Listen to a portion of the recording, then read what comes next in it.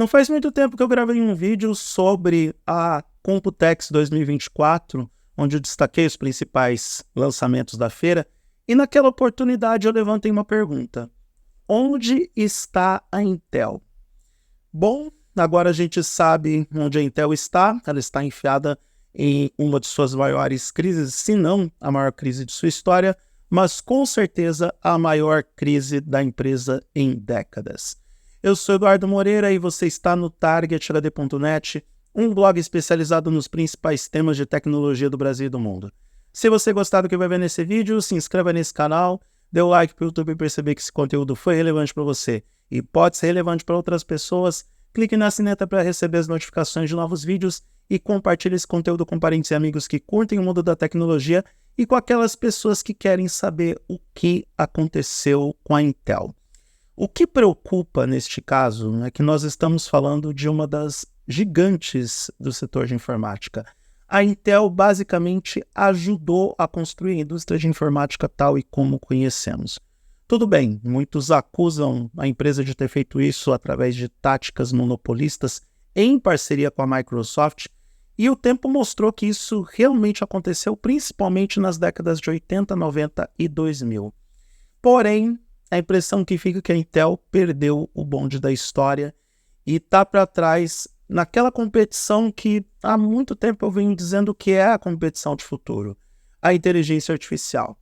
Voltando para a Computex, a gente teve vários lançamentos da Lenovo, da Acer, da Asus, da própria Microsoft, de vários fabricantes de computadores que estavam apostando naquilo que era a última novidade do sistema operacional Windows, que é o Copilot Plus, que é a inteligência artificial integrada no sistema operacional.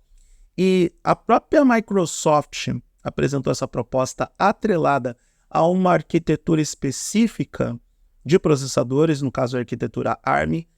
E aí a gente ficou se perguntando, onde é que está a Intel em tudo isso? A Intel não deu as caras na Computex, só agora está apresentando novas versões dos seus processadores mais potentes e também tem que lidar com os próprios problemas com a atual geração de processadores e também com as séries de 13ª e 14ª gerações, que apresentaram problemas sérios de desempenho e a Intel não vai fazer recall desses chips. A Intel decidiu apostar em outra estratégia que eu vou comentar com você daqui a pouco, que na minha opinião tem tudo para não dar certo. Mas se der certo, vai ser aquele tiro muito arriscado que funcionou quase que na base da cagada. Bom, o que acontece com a Intel? Ela anunciou no final de semana passado, eu vou publicar esse vídeo o mais depressa possível, mas com certeza na semana seguinte desse anúncio, que ela estava demitindo mais de 10 mil funcionários de sua força laboral, o que representa em termos numéricos ou em porcentagem, 15% de toda a sua força laboral. É muita gente para uma empresa do tamanho da Intel. E mais, alguns analistas em tecnologia já afirmam que esse volume de demissões pode alcançar até 19 mil funcionários. Para completar, vem o presidente da Intel, ou o novo CEO da empresa, e publica uma carta com os seus funcionários compartilhando os seus pensamentos e as novas diretrizes sobre a empresa.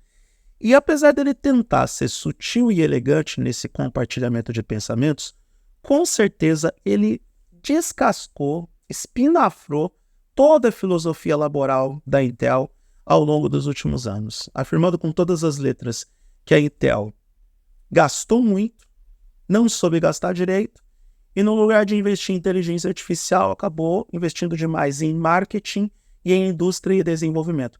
Que, aliás, esses são os setores que vão deixar de receber investimentos mais pesados da empresa. E aqui, indústria e desenvolvimento significa, na minha opinião, algo muito sério e que talvez o CEO da Intel tenha que repensar essa decisão. Significa não investir no desenvolvimento de soluções para inteligência artificial, diferente do que NVIDIA e a AMD fizeram.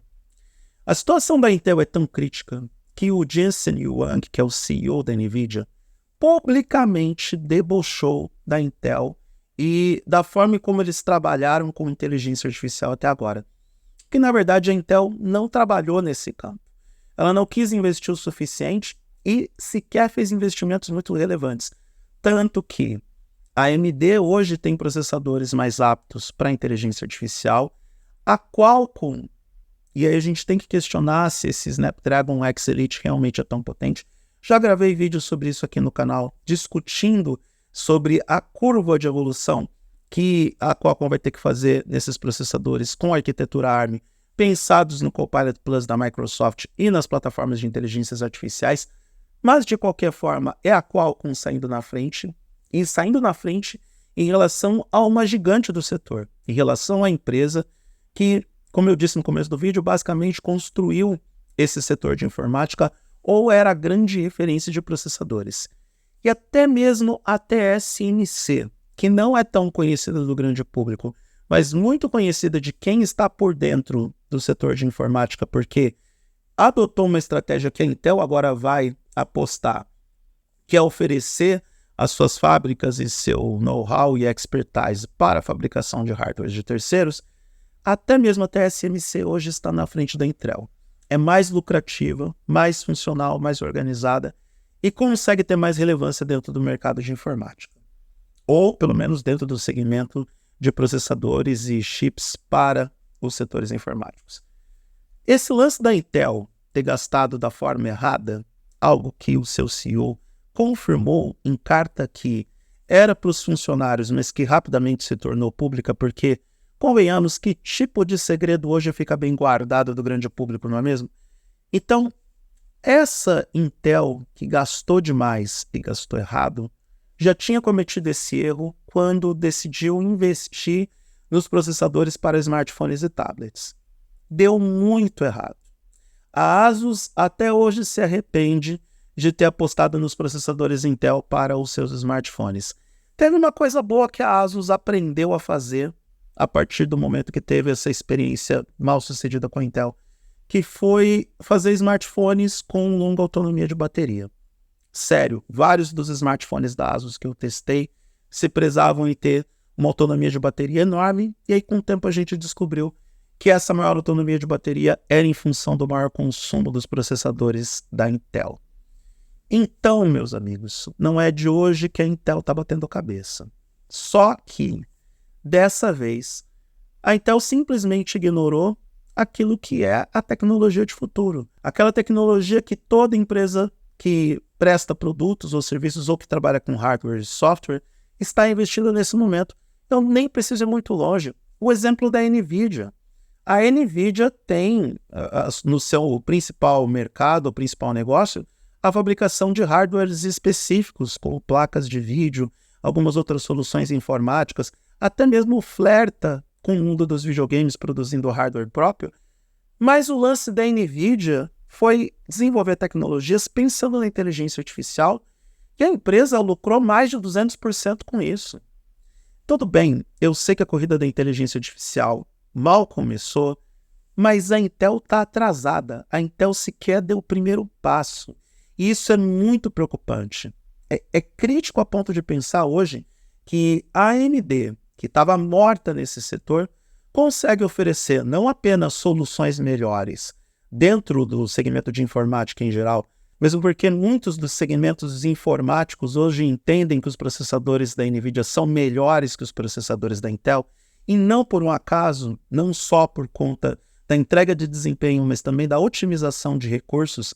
E aí eu estou falando gestão de memória, gestão de bateria nos notebooks, a própria eficiência para trabalhar com chatbots e tecnologias de machine learning.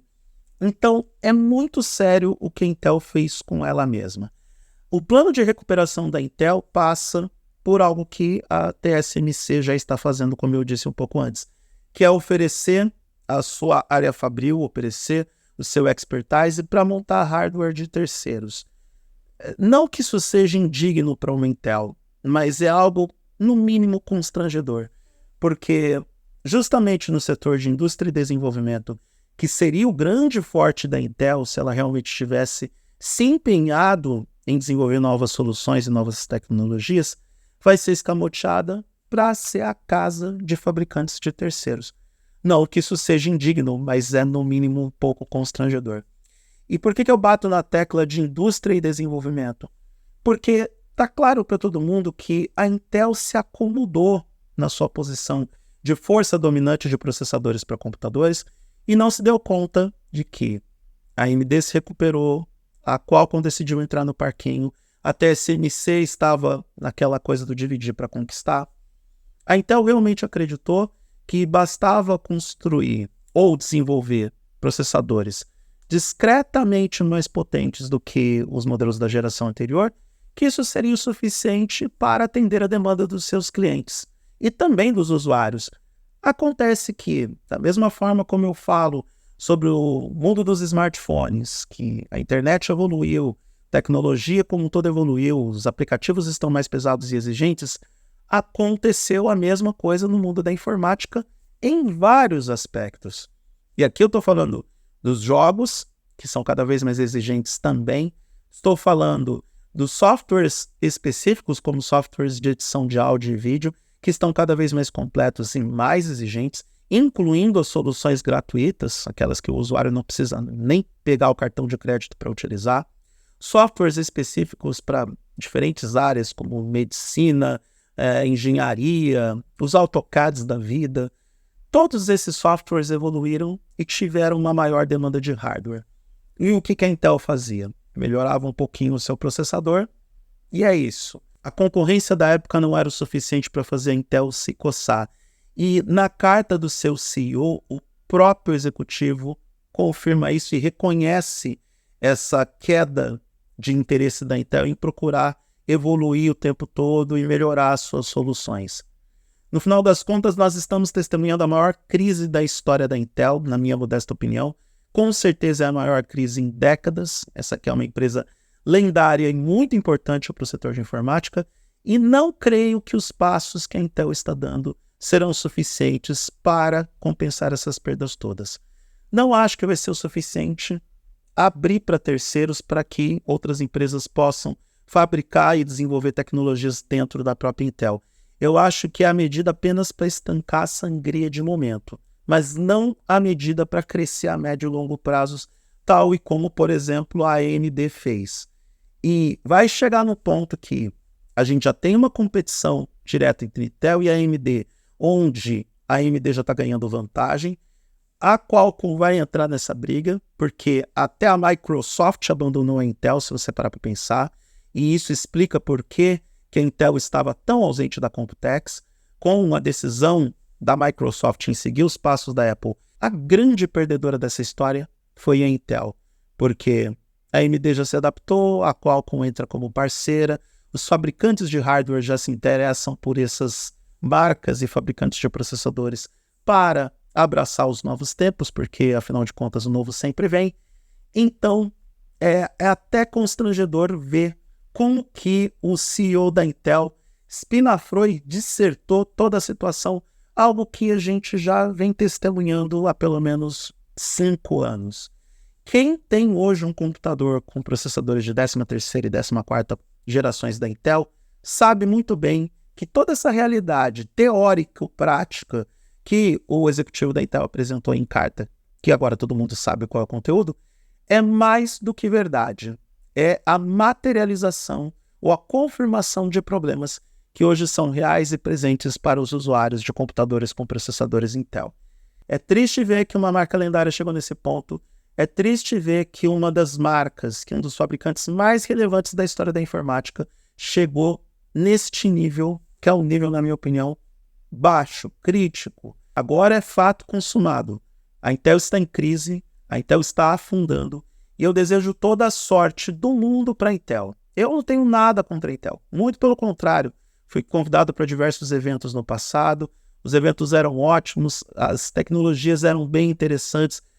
Tudo bem, muita gente falou mal do Intel Optane, eu não tenho tanta coisa contra assim, mas talvez o Optane chegou tarde demais, chegou no momento onde os SSDs já estavam consolidados nos computadores. Se a tecnologia Intel Optane chegasse antes, tipo 2012, 2013, 2014, ainda dava para aproveitar o início da transição do HD para o SSD.